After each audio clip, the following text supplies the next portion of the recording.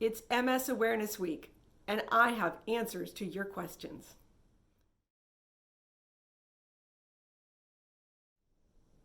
Some people think that MS is that wheelchair disease, or maybe they think it's that muscle wasting disease. It's National MS Awareness Week, and I'd like to answer some of the most common questions about MS. First question, what is multiple sclerosis?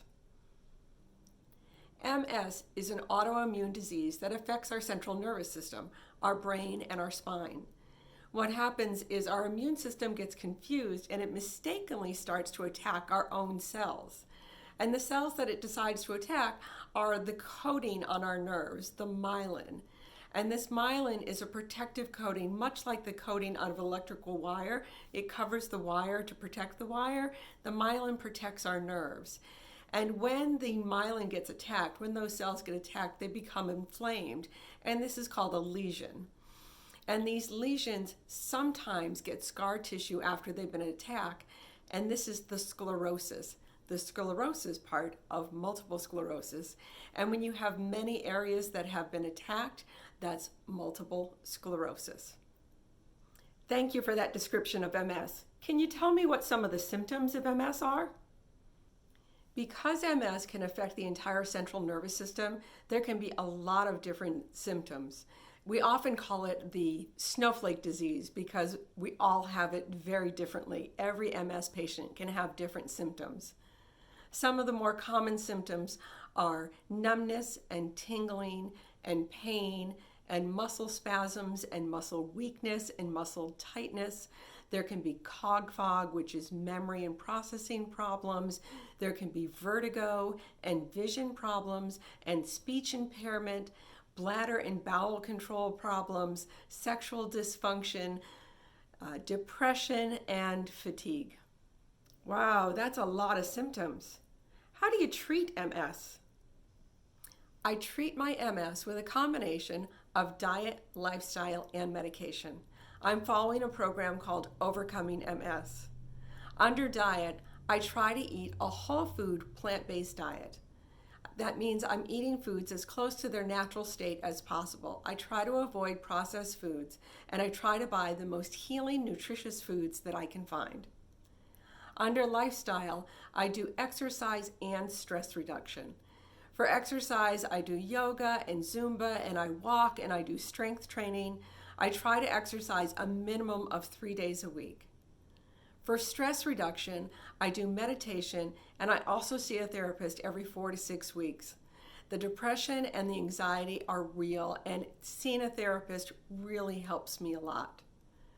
Under medication, there are a lot of medications that are available now to help with MS. There are medications that can help slow down the progression of the disease, and there are also medications that can help treat the symptoms.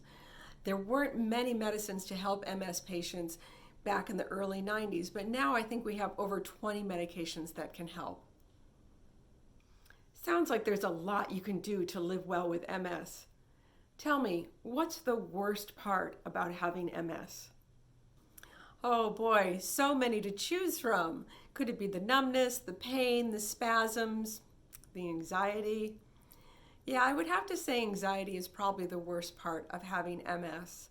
Not knowing what the future is going to hold, not knowing how it's going to progress, not knowing how it's going to affect my future. And counter to that, what's the best part of having MS? Without a doubt, I'm healthier than I've ever been. Really. Since being diagnosed, I've really taken charge of my health. This was a big wake-up call for me. I'm healthier than I've ever been. I feel good physically and emotionally, and taking charge of my health has been very empowering. And what tips would you give someone who is newly diagnosed with MS? The first thing I would say to someone who's newly diagnosed is, it's okay to grieve, it's okay to be scared, and it's okay to take your time processing this. This is a big diagnosis. But I would also tell you that you're going to be okay. Trust me, you will. I'd also tell you, do your research. I know a lot of people will caution you about doing research on the internet or going to the Google, but I like to be informed about what's happening to me and the options I have. So talk to your doctors and then go research what you talked about. I would caution you, stay away from any websites with big claims of cure and false promises. If it sounds too good to be true, it probably is.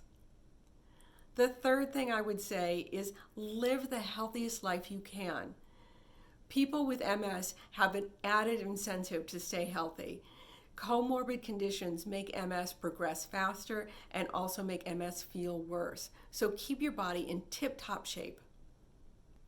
And do you have any tips that you could share with the caregivers or the family of people with MS? MS can affect the entire family, caregivers too. It's generous that way. I encourage you to take care of yourself. Stress can be very detrimental to your health too. I also encourage you to live a healthy life. Adopting healthy lifestyle habits will help you and the MS patient. And what would you like people to know about MS? Good question. I think I'd like people to know that MS is not just that wheelchair disease. In fact, most MS patients do not end up in a wheelchair. I'd also like people to know that because MS can affect every nerve in the body, each patient can have different symptoms. I'd also like people to know that just because we have MS doesn't mean that we're different people. We're still the same people we've always been. We just have a condition now. Thank you for joining us today for more understanding of MS on MS Awareness Week. If you like this video, please give it a thumbs up, hit that like button underneath the video, and share it with a friend. Also, if you're not subscribed yet, please hit the subscribe button and the notification bell so you don't miss any upcoming videos.